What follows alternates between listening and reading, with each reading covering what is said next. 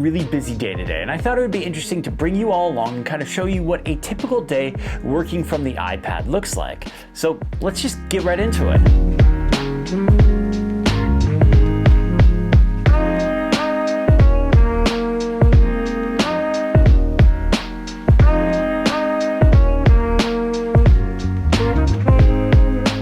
So yeah, I just finished going through my task list and doing my weekly review, and I have a very busy day and I need to get everything on my task list done today. Nothing can carry over to tomorrow. This week, Apple is releasing new products. They've teased this already. They're releasing products throughout the new week, and I want to make sure I have the time to cover that stuff when it happens, and that means I need to be caught up on my work. So we are getting this whole task list done today, come hell or high water.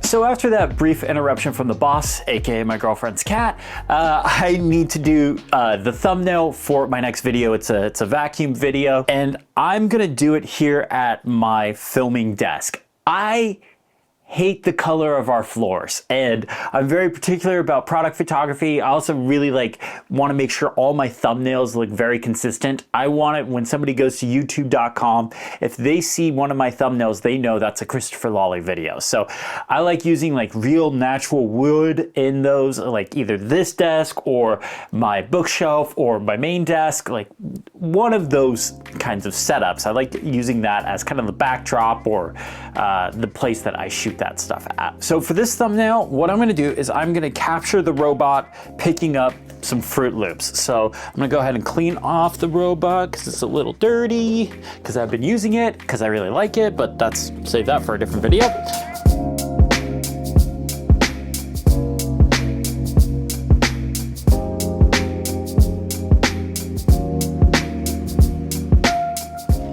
So I'm still using Photomator and Pixelmator Pro as my Lightroom and Photoshop replacements, and I've been pretty happy with it.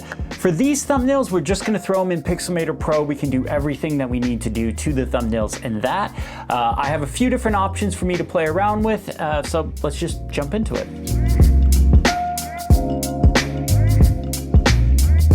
So I shot the thumbnail using this lens right here. This is the Canon 24mm prime L series lens. It's a fantastic lens. I love this. This is the lens I use for all my A-roll, and I use this over my normal 24-70 because I'm using the 24-70 to film this video, and I knew I was gonna have to shoot this thumbnail wide, so I shot it with this 24mm lens anyways, because I was like, whatever, it's gonna be that focal length.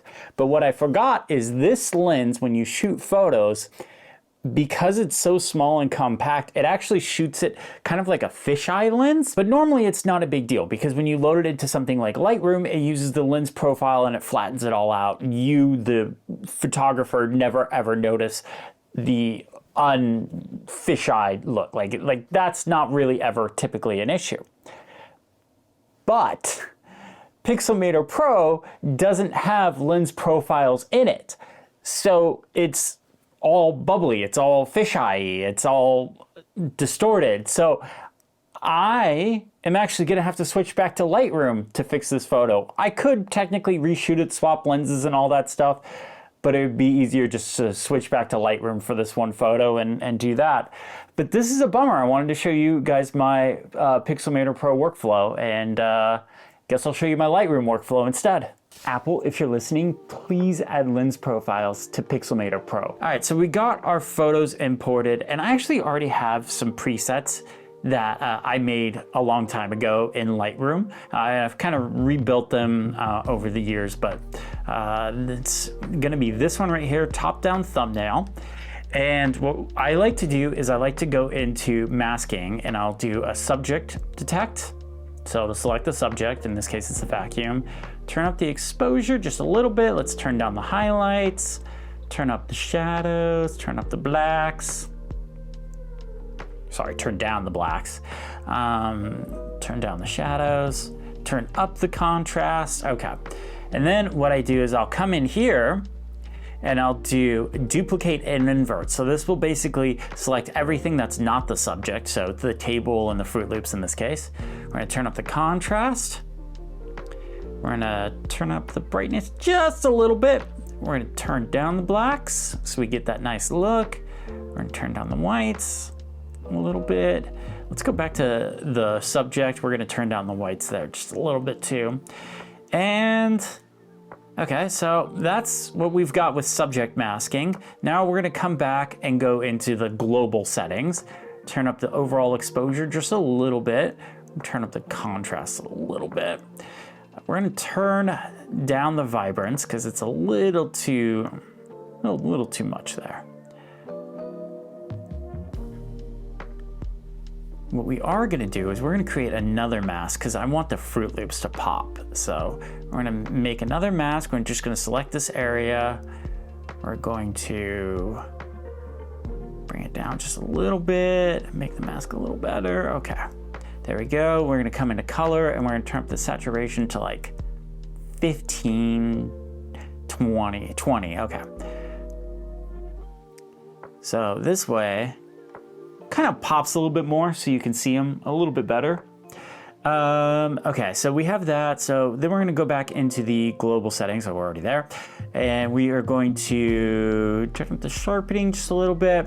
We're gonna turn up the noise reduction and color noise reduction because this lens is a little noisy.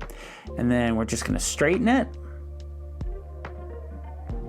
What we could do is we actually could make it a little more dramatic and do something like this.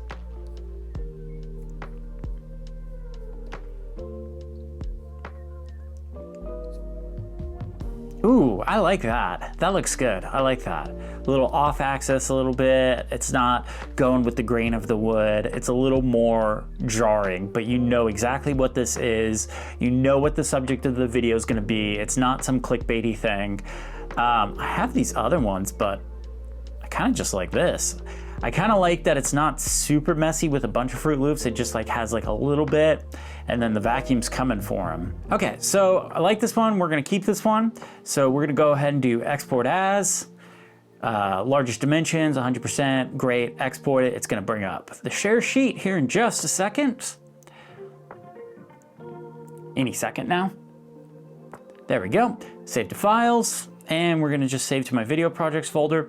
Now, because my camera, this camera is super high resolution, the image just right off the bat is gonna be too big for YouTube. YouTube is supposed to be upping the thumbnail limit, but they haven't done it yet. So this right here is 11 megabytes. It needs to be under 2.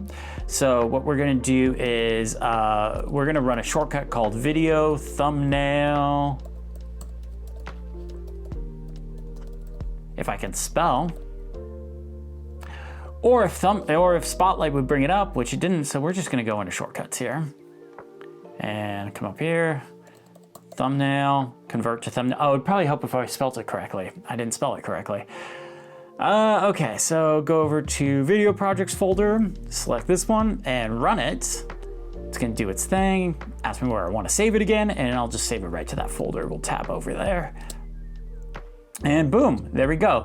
It's 390 kilobytes. So I'm gonna go ahead and get this video all set up and scheduled and ready to go. I'm just gonna release it tomorrow, so Tuesday.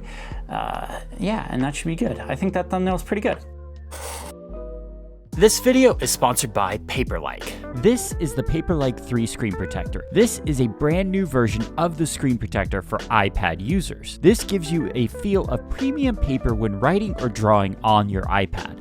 It uses the latest evolution of Paperlike's nano dot technology that they have been refining and testing for years now. This gives it a matte look textured feel and extra friction without compromising screen clarity. A big new feature of the Paperlike 3 is the introduction of the Butterfly application system. This is a completely rethought and redesigned way of applying the screen protector to your iPad so that there is a dust-free application. When applying the Paperlike to your iPad, there are 4 layers: the screen protector, a dust-catching layer, and 2 protective folios. When installing the Paperlike, it comes with a helper tool, an incredibly easy to follow step-by-step guide. This ensures your screen protector is properly aligned, plus with the addition of the 4-layer design, you won't get any dust between the Paperlike and the screen of your iPad. I love this new application process. I am the worst at applying screen protectors. I always get at least one bubble. This new installation process was really easy to follow, but if for some reason you do mess up, Paperlike includes a second screen protector in the box so you can just try again. Unlike a lot of screen protectors, the Paperlike 3 follows Apple's recommendation of maximum screen protector thickness. The Paperlike comes in at 0.095 millimeters thick. This guarantees the precision of your Apple Pencil. Paperlike is one of my favorite iPad accessories. I have it on all of my personal iPads I own. Paperlike provides a 100% satisfaction or money-back guarantee within 100 days of purchase, so there's really nothing to lose here. Paperlike also has a bunch of other accessories like Apple Pencil grips and covers for your iPads. I'm going to put some links in the description below so you can go check out the new Paperlike and their other iPad accessories. My thanks to Paperlike for sponsoring this video. All right, so I'm getting this video configured for release, but one thing I wanted to show you guys is my friend Matt, and also co-host over on Comfort Zone, made this app right here called Quick Subtitles. And this just basically gives you really good subtitles for any video or audio file, like way better than the generic YouTube ones. So I'm just gonna drag and drop the file in and watch how fast this is.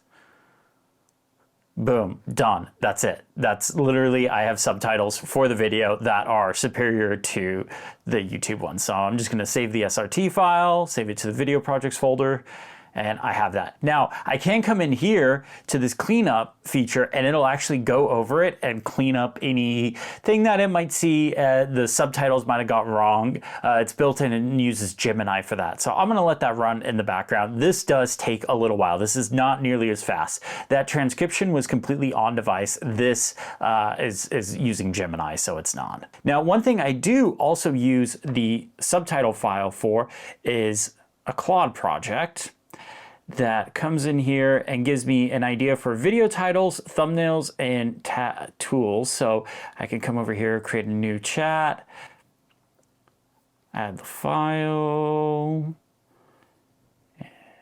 oops, video projects, and here's the dreamy one. Upload that, and this is also really fast as well. So this will just use the Sonnet 4.6, come up with some title ideas.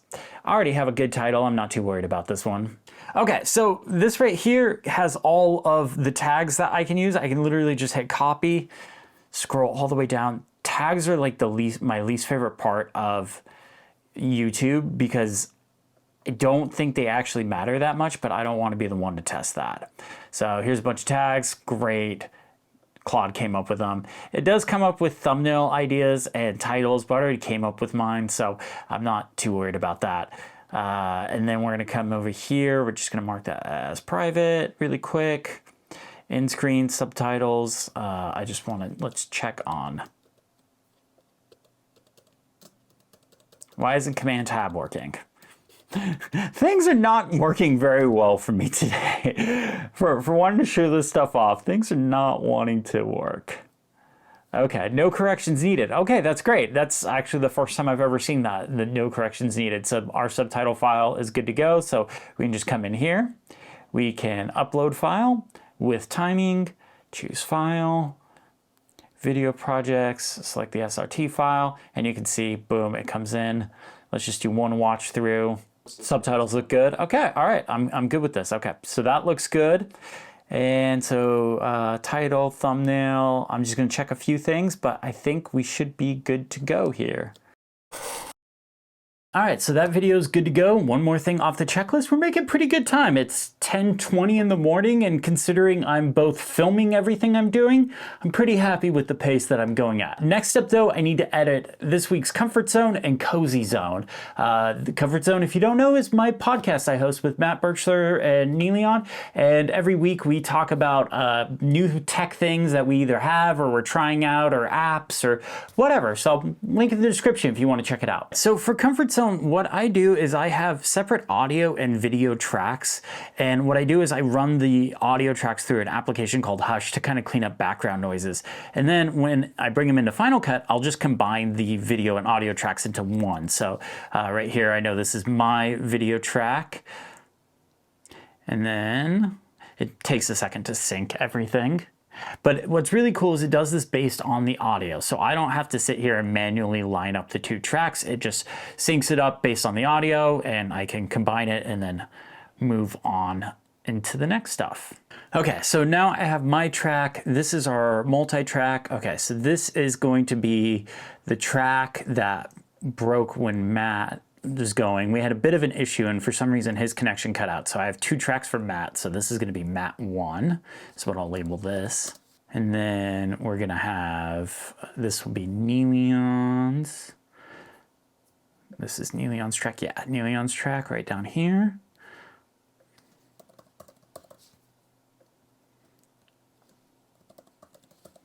Now, for some reason, sometimes I have an issue with Neelion's files from Riverside, and it tries to do it at 23.9 frames per second, but this time it didn't. So I'm gonna go ahead and click OK. Okay, all right, so we have all of our tracks now. So one thing I do when I edit Comfort Zone, unlike other videos, is I do add a solid background down here. Let's change that clip heights to be a little smaller.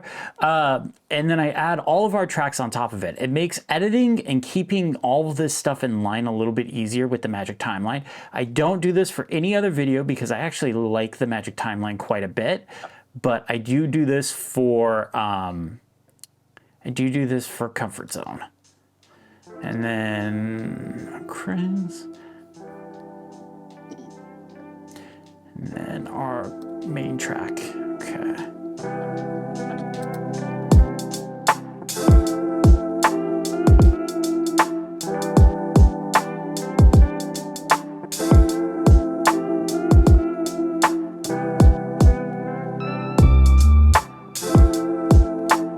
All right, so the Comfort Zone edit is going good, but I have a meeting in 5 minutes, so I'm gonna go ahead and do that meeting, and then I'll come back to the Comfort Zone edit and finish that off. But yeah, gotta jump on this call.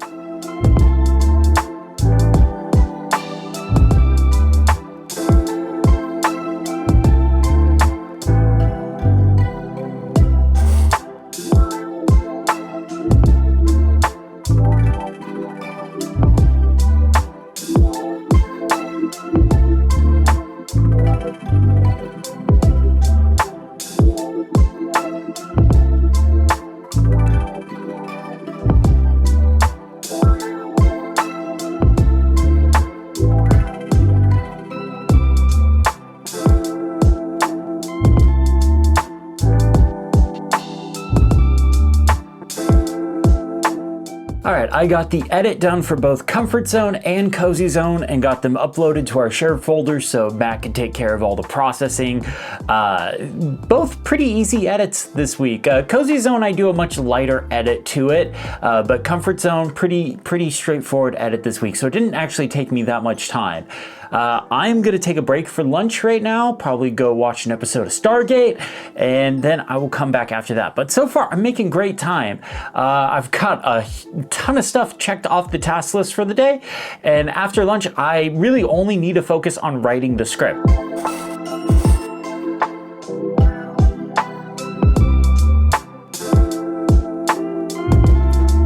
All right, I've had my lunch, good lunch, decent lunch. No complaints, but it's time to get back to work. Like I said, I have a few scripts I want to write today.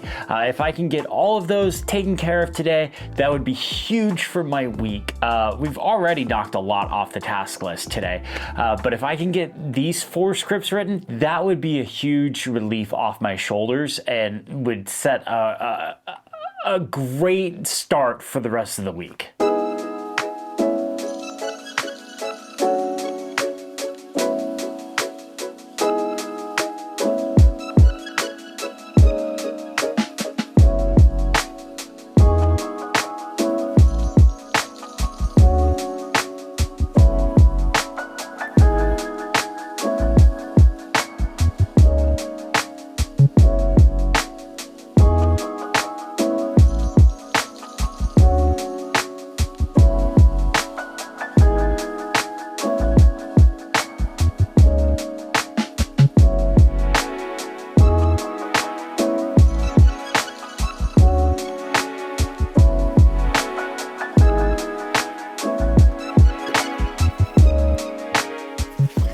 So I've been trying to spend at least an hour or two every day using my standing desk. Sometimes that's easier said than done. But especially when I'm writing, I can be really, I can get stuck sitting for a long time. So I'm just gonna move to the standing desk. I'm gonna be that obnoxious guy for a little bit.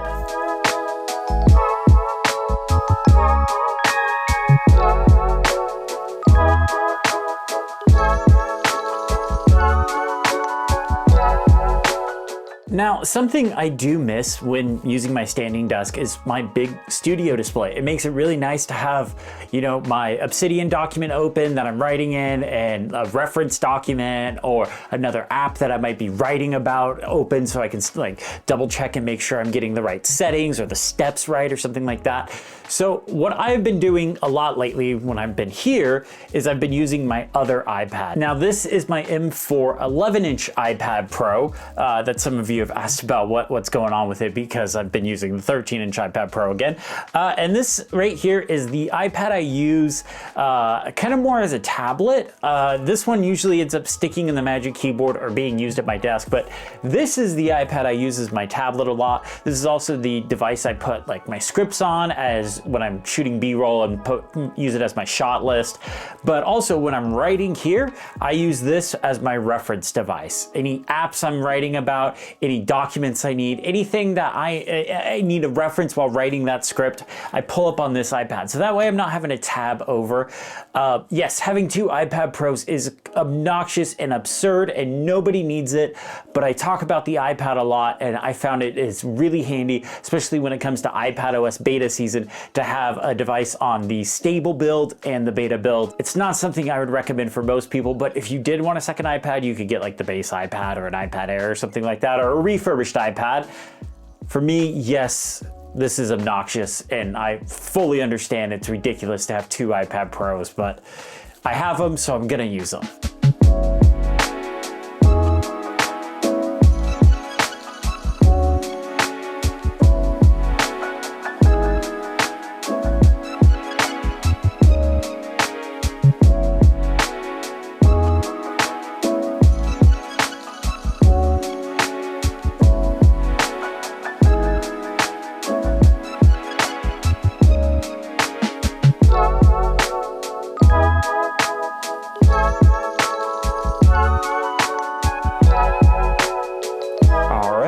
I think I did it. I got all 4 scripts written, 2 long form, 2 short form, which means I accomplished everything I needed to today. I got it all done right from my iPad. Pretty good day overall. It set me up pretty strong for the rest of the week, which it's gonna be a crazy week with Apple announcing some products and stuff like that. But yeah, I wanna hear about your guys' iPad workflows. Let me know in the comments below. My thanks to Paperlike for sponsoring this video. If you liked the video, hit the thumbs up button, subscribe if you haven't already, and have a great day.